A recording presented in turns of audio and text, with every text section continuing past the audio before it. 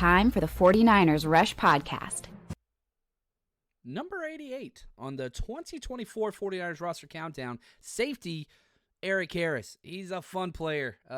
His story is kind of, why people fall in love with the long shot and all that stuff. We'll dive into that. Now, his path to the roster, that's going to be interesting. But this is not a new player with the 49ers. He joined us last season and was able to hang on. Now, he wasn't there at the start, but he's been on the practice squad. He's been called up. He's been a part of this team, and they chose to bring him back. So he comes in at number 88, long journeyed career. We'll detail all of that. But, again, got to give shout-out to Josh, Zach, and Dave, the legends, the producers of this series. Now, out of all the rankings, 4+ rankers, 1 through 91, you add up all of Erik Harris's numbers, he received a score of 352. The highest he was ranked was 85. The lowest he was ranked was 90. Comes in at 88, and he's going to be wearing jersey number 35 for the 49ers. Now, he's the biggest safety we got by a considerable margin, and the 49ers have kind of prioritized this safety linebacker hybrid, right? DFF, Maben before that.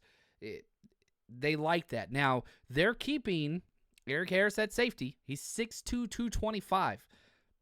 He's huge. And he's not slow either. He's 4.57 was his 40-yard dash back in his, way back when. He didn't really even have too much of a pro day. He had one, but he had to go through the CFL to get to the 49ers, and he's 34 years old. He's older. He's a special teams guy. He's a big dude. 3 Coney at a 6'9", which is really nice. That's huge. So change of direction at that size, pretty impressive. 31.5-inch vertical, 9-foot broad jump, not great. 23 bench press reps, awesome.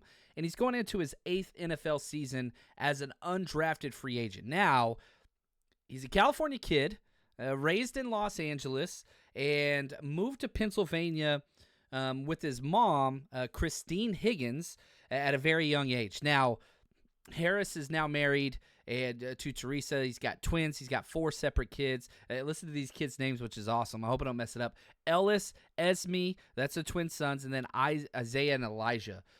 Very, religious person. He did a video a couple years ago when he was with the Falcons, and it's pretty cool. I strongly recommend going and just kind of checking it out. It's where he just kind of details what it was like growing up. How he didn't get recruited at all. He was awesome in high school. He was the captain throughout his entire high school career.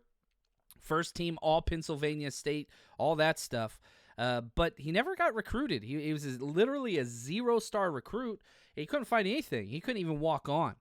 Well, his mother actually had to write a letter to the college, California and Pennsylvania. So it's... The coach says, sure, we'll give him a preferred walk-on. They build that relationship. He joins the team, does awesome, plays his, throughout all college there, but then got nothing. No invitations, no pro days, no combine, no calls whatsoever.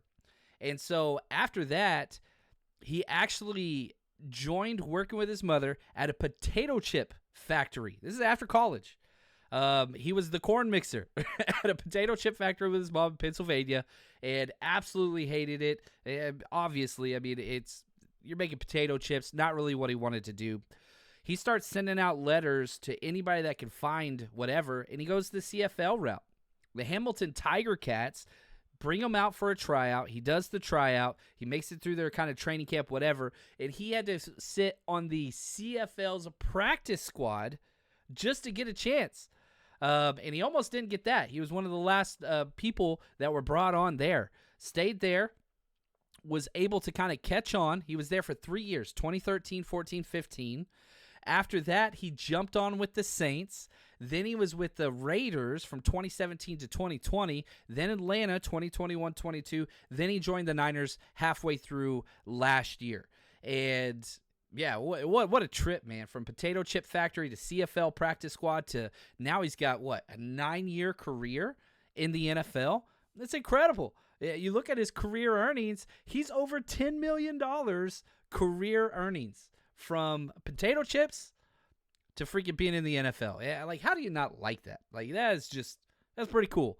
Now, you look at his entire career, 276 tackles, 1 forced fumble, 28 pass breakups, 5 interceptions. That's really, really good. 2 touchdowns. He did miss 4 games in 2021 with a pec tear, but this dude's 34. Like, he's in the waning moments of his NFL career, and he's hanging on as best he can, and I love it. And you know, another thing that I think is huge, the 49ers safety room is really young. Jair Brown, Malik Mustafa, even Talanoa Ufunga still on his rookie deal. Or Odom's a little bit more of the vet in that room, but he's not really even a safety. He's backup safety play, but, you know, a huge special teamer. This is somebody that's played way more safety than anybody in that room, is not even close. Now, you watch his film, big body shows, man. He's a big dude, big hitter. Highlights are all, you know, decleating people, interceptions and sacks. That's kind of what he brings. Now, my favorite things about him, pursuit angles are on par every time. He does not waste steps. He's always where he should be. I don't think he's going to be that free safety role. I think he's only that hair on fire safety that we have, the Talanoa Ufunga, Malik Mustafa. He's that role. But is he going to get playing time there? I don't think so. Maybe if Hufanga isn't ready to go, you know, week 1, all right, that could be a possibility that, like, he could start. You'd have Jair Brown and Erik Harris starting if for some reason Talanoa can't go and you don't want to start a rookie week 1. I doubt that's the case, but there's a pathway for it. And so he's a little bit of an insurance policy, great locker room guy, awesome personality. Like, it's fun. Well, I'm telling you, go look up, just type in Erik Harris on YouTube and scroll down a little bit. You'll find, I think it's called Faith Over Fear was what it was called with the Falcons. He did something too with the Raiders, but I ain't going through Raiders stuff. I got my limits. So I like what he does. Special teams obviously has to be the paramount reason why he makes this roster, if he makes it. But I wouldn't be shocked at all because Malik's making it. This is a perfect practice squad candidate if you look at it. So, like, let's look at the safety depth chart.